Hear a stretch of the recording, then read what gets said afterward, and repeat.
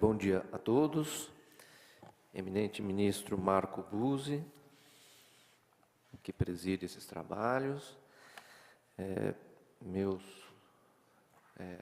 colegas aqui de painel, professor Francisco Artigas, professor Rolando Eizaguirre,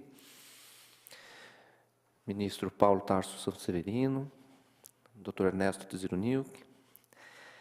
Eu queria inicialmente agradecer o convite, que me deixou muito honrado de participar deste evento, deste importantíssimo Congresso Internacional de Direito Seguro. O tema que me foi atribuído, o tema que me foi solicitado, a tentativa de construção de uma lei brasileira sobre seguros, comportaria duas grandes alternativas. A primeira alternativa seria eu trazer aqui a narrativa dessa trajetória que se iniciou lá em 2004 com um projeto de lei apresentado pelo então deputado e hoje ministro da Justiça, José Eduardo Martins Cardoso, um projeto de lei cujo anteprojeto, cuja minuta, cujos estudos foram feitos pelo Instituto Brasileiro de Direito Seguro, sob a presidência do Dr. Ernesto Tziruniuk, e fazer essa narrativa desde então, todos os percalços, as indas, as vindas.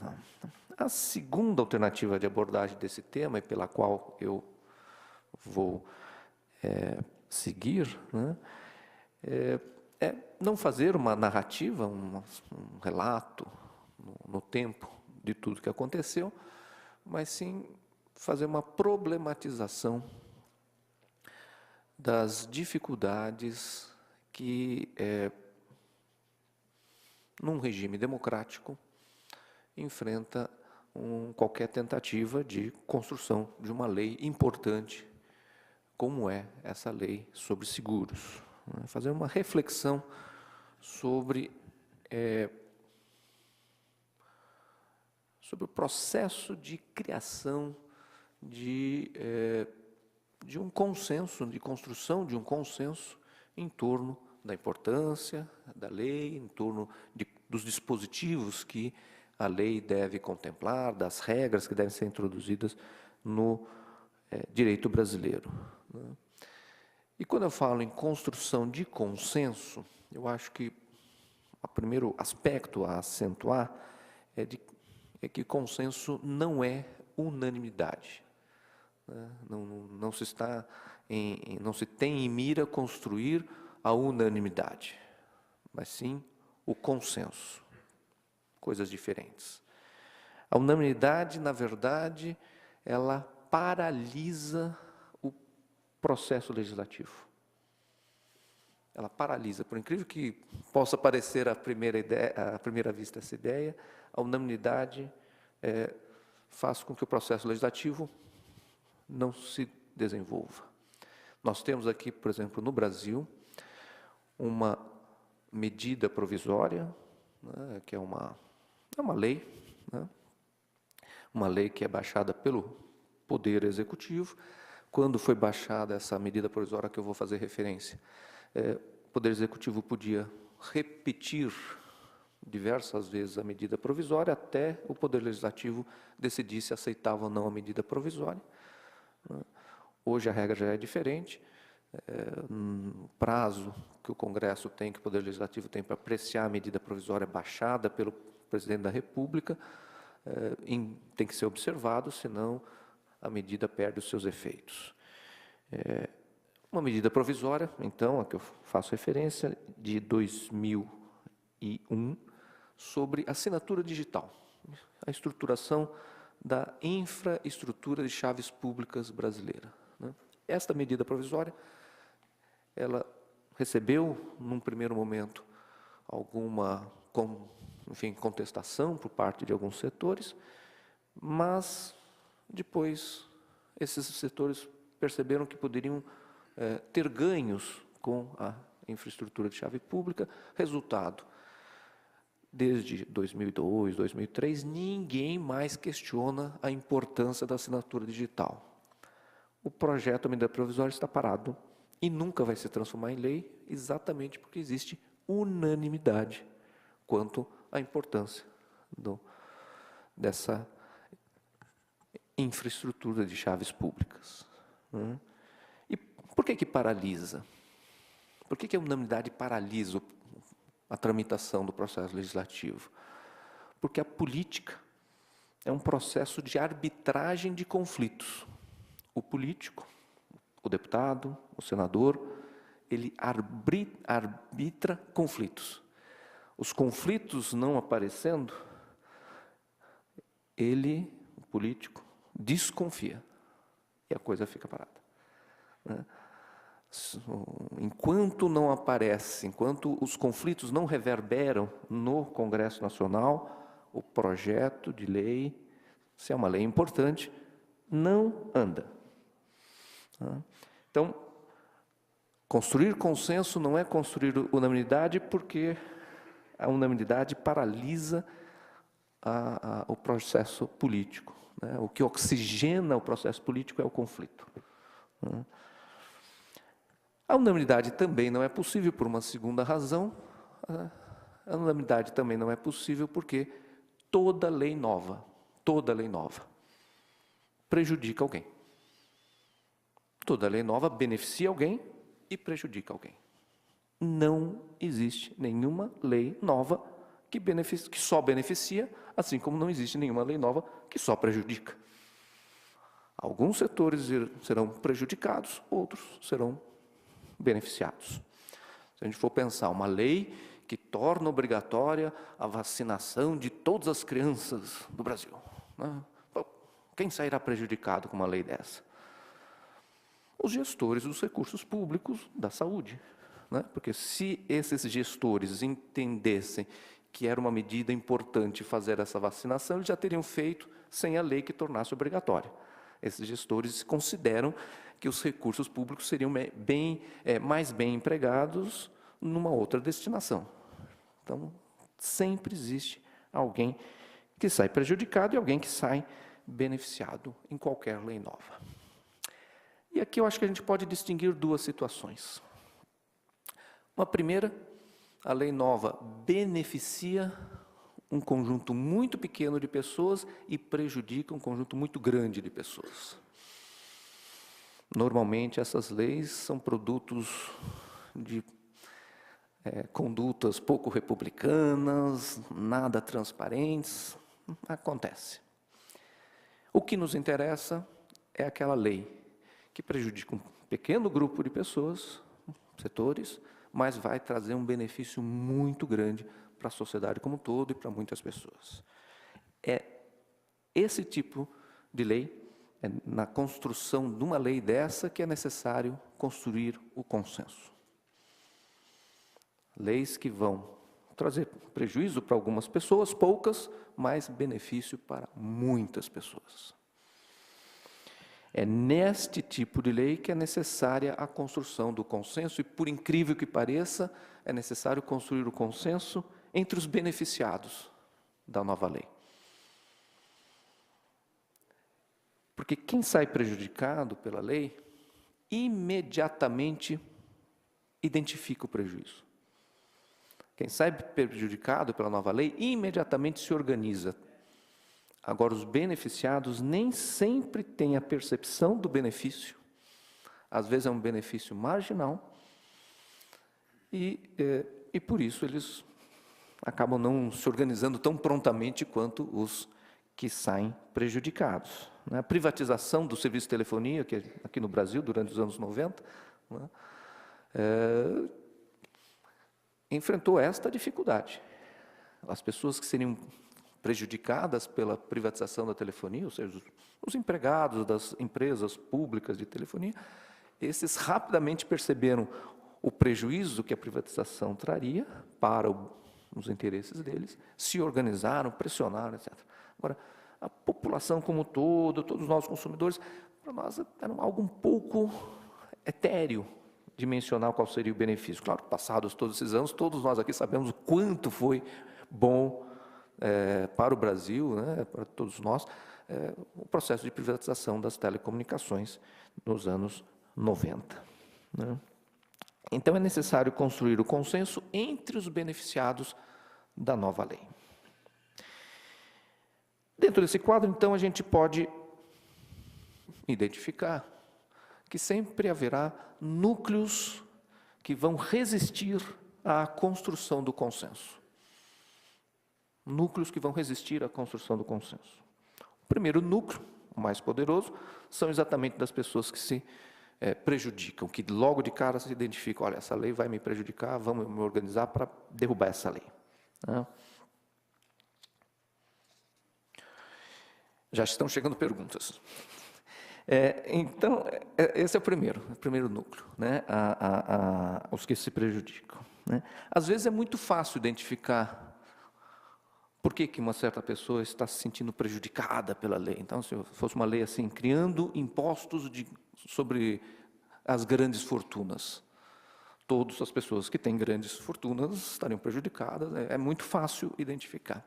Às vezes não é tão fácil entender por que alguém está tão empenhado em se pôr contra uma determinada lei. Né? Eu vou trazer um exemplo aqui, a reforma tributária, desoneração da produção. Em princípio, toda empresa brasileira estaria interessada numa reforma tributária, estaria interessada na desoneração da produção. Mas quando a gente analisa esta questão um pouco mais de perto, a gente verifica que isto não é verdade. Existem empresas para as quais não interessa uma reforma tributária, uma desoneração da produção. Por uma razão simples. Se o ambiente de negócio no Brasil melhorar, vai vir outras empresas competir com elas. Se o ambiente de negócio no Brasil melhorar, os impostos que recaem sobre a produção reduzirem, isto certamente ampliará a competição aqui no Brasil. Então, vamos nos pôr nos sapatos desta empresa, que já gastou para entender esse país, fez investimento para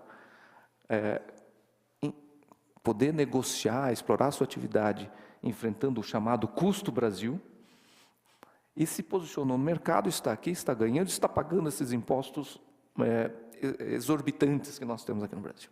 E conquistou esse mercado.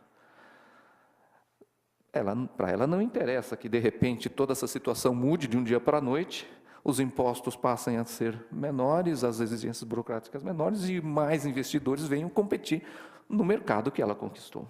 Né?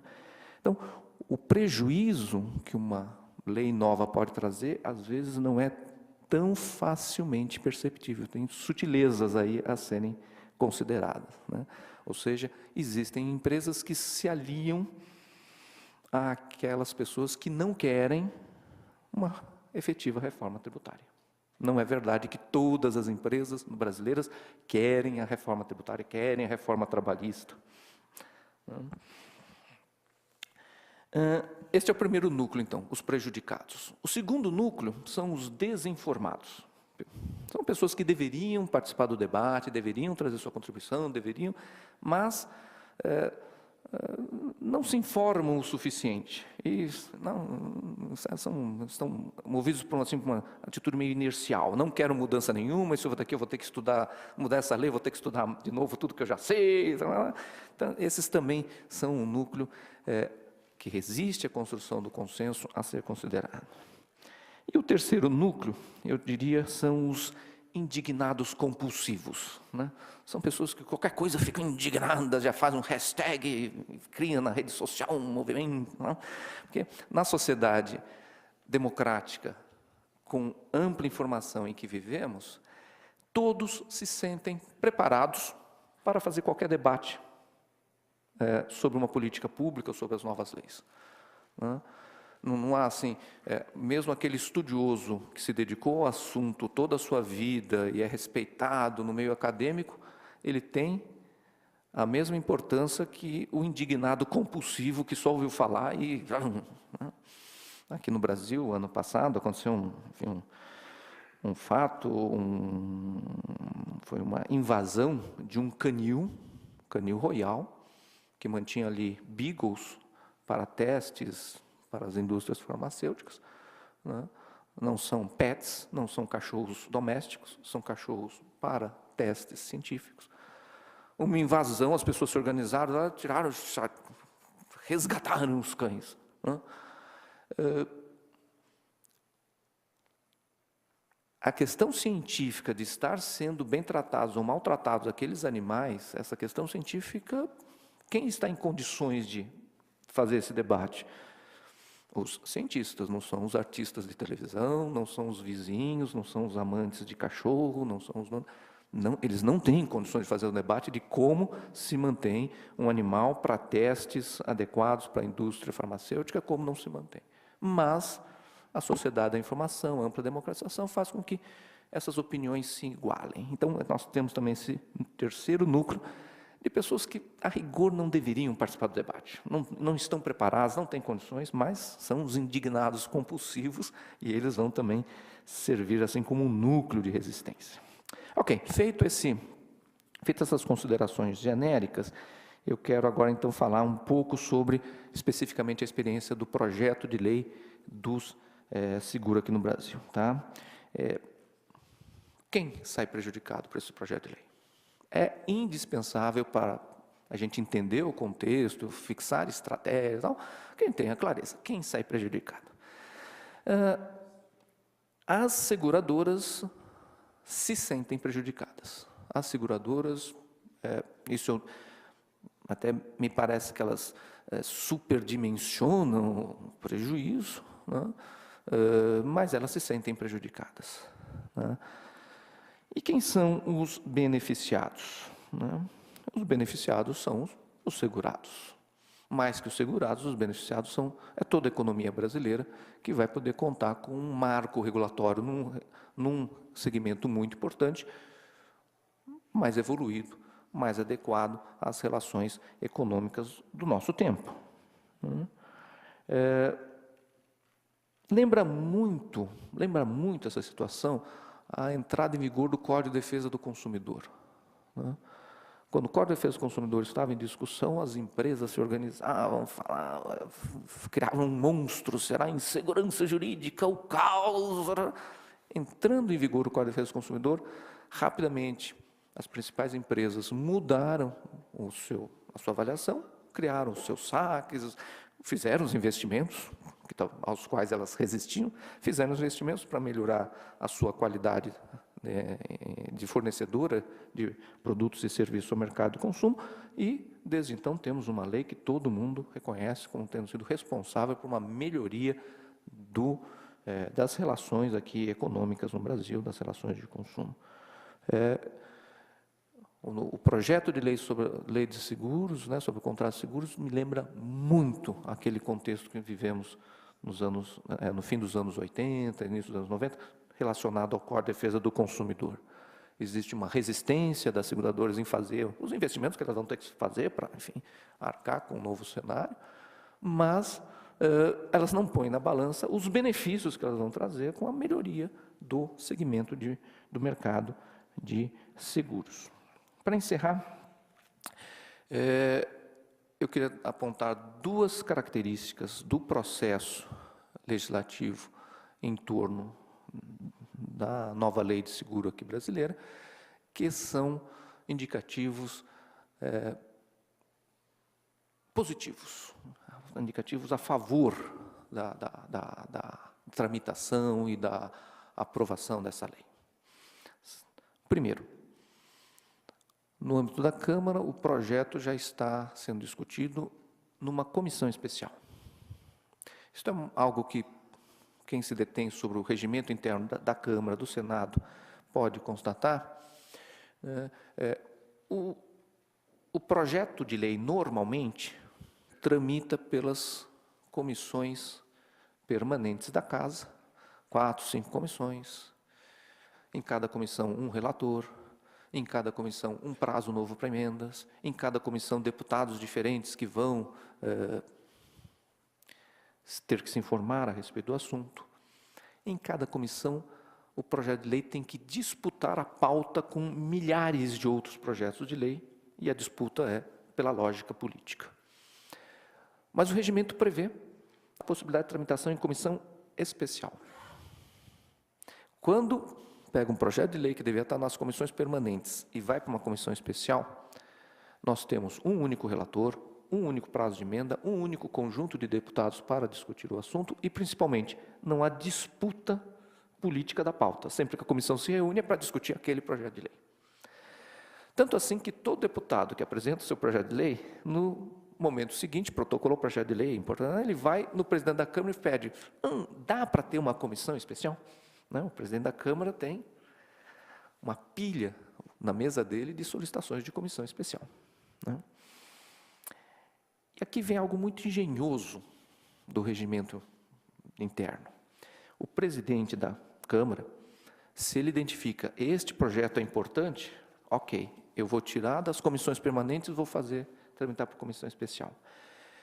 Ele, no entanto, não decide sozinho. Se o presidente da Câmara cria uma comissão especial, diz o regimento, ele cria uma comissão vazia. Ela tem que ser nomeada pelas lideranças dos partidos políticos. Tanto que, se a gente pegar agora no site da Câmara, nós vamos ver uma série de comissões especiais criadas, mas não instaladas. Por quê? Porque é necessário que também a liderança de todos os partidos políticos considere que aquela medida é importante o suficiente para não ter a tramitação tradicional, ter a tramitação só na comissão especial. Então, um projeto de lei que tem uma comissão especial significa que passou pelo crivo do presidente da Casa, que considerou aquilo uma matéria importante o suficiente para não ter a tramitação ordinária. E passou pelo crivo da liderança de todos os partidos políticos que tiveram o mesmo entendimento. Aquele assunto é suficientemente importante para não ter a tramitação nas comissões permanentes. Isso aconteceu com o projeto de lei de seguros na Câmara e é um ponto muito positivo. Segundo ponto positivo, e com isso eu já encerro minha participação, o segundo ponto muito positivo é que está sendo feita a discussão simultaneamente nas duas casas, na Câmara dos Deputados e no Senado. Normalmente, o projeto começa numa casa, a casa iniciadora, depois que ela faz toda a discussão e aprova, vai para outra casa, a casa revisora, que faz as suas alterações. Se houver alterações, volta para a casa iniciadora decidir quais alterações da casa revisora fica, quais alterações da casa revisora não fica. Normalmente é assim que se faz. Em alguns poucos casos, no entanto, presidência do Senado, presidência da Câmara se articulam, senadores e deputados se articulam para que o assunto tenha início simultaneamente, ou tenha discussão simultaneamente nas duas casas. Claro que é necessário uma articulação, senão fica em vez de melhorar e acelerar, fica irracional o processo. É necessário uma articulação para que seja racional o processo. A primeira casa que aprovar vai ficar a casa iniciadora e vai mandar para outra casa, que vai ficar a casa revisora. Isso também está acontecendo com o projeto de lei do seguro. Eram essas, ministro Marco Buzzi, as considerações que eu pensei trazer aqui hoje para essa nossa reflexão.